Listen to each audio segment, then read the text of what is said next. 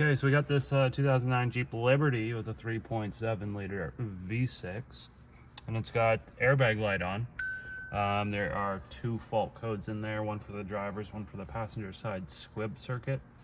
Now I've had these Jeeps in before, actually a Nitro and a Liberty, they're very similar, and had issues down under the console with the wiring harness.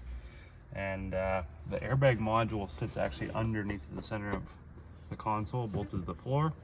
So I'm just going to start by pulling the console and just seeing if there's some bad wiring under there. Alright, so to take this cover off here, I just key on, put the gear selector into neutral so it's sort of out of the way, e-brake handle up. There's just some retaining clips here, so you just pull it up, and I didn't even have to remove this trim bezel here. I was actually able to get it sort of up and out of the way and sneak it out of there. So one connector. Yep, one connector for the whatever transfer case mode selector.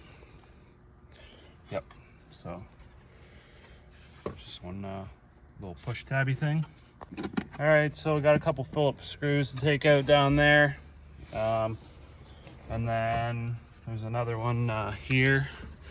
The picture on the repair manual says that this whole section just comes out. It doesn't show any of this, so I'm assuming, like, it is all one piece by the looks of it. I'm guessing this screw, these two screws, and we'll have to get around this somehow.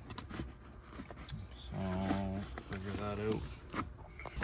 Yeah, I don't know if there's more screws down in there or not. Oh, there's some down in there.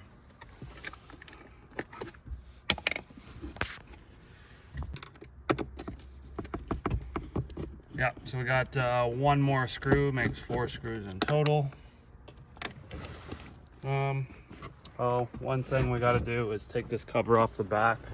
Depending on which model you have,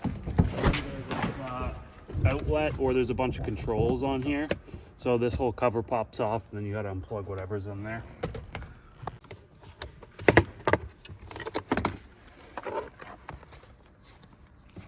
It's an orange connector because 120.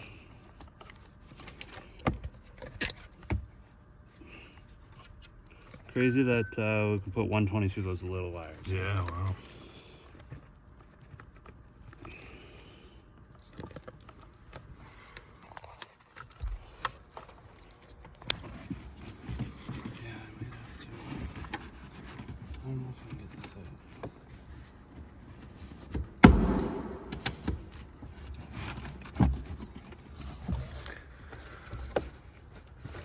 Yep, keep doing it.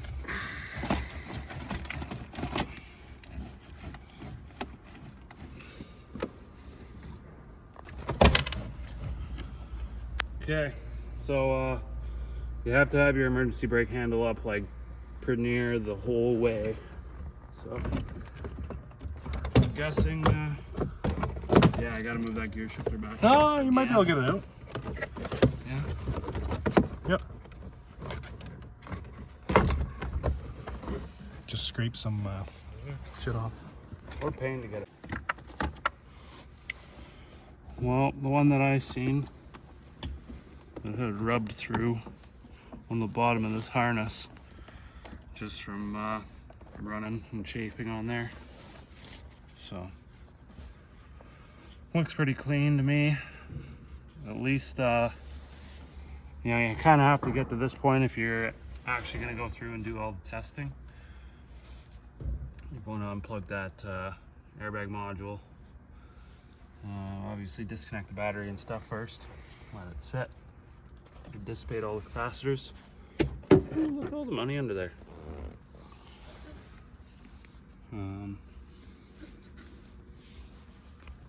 Yeah, gonna do some further reading and see if I can find some connector ends to do some testing. Here's the two fault codes, B1B02 and B1B06. So the next step would be to disconnect the battery and take the the airbag out and undo the squib connectors on the back, and check continuity between the harness here, between the module and the airbag itself. But there's a special tool that's required to get the airbag off. It's sort of like a bent hook tool that it goes into the back of the steering wheel to unclip the airbag, take it out.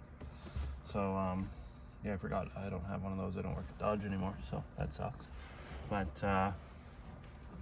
like I said, this is a good spot to check. I've seen 2 vehicles now, a Nitro and a Liberty, and both of them had issues right here in this harness.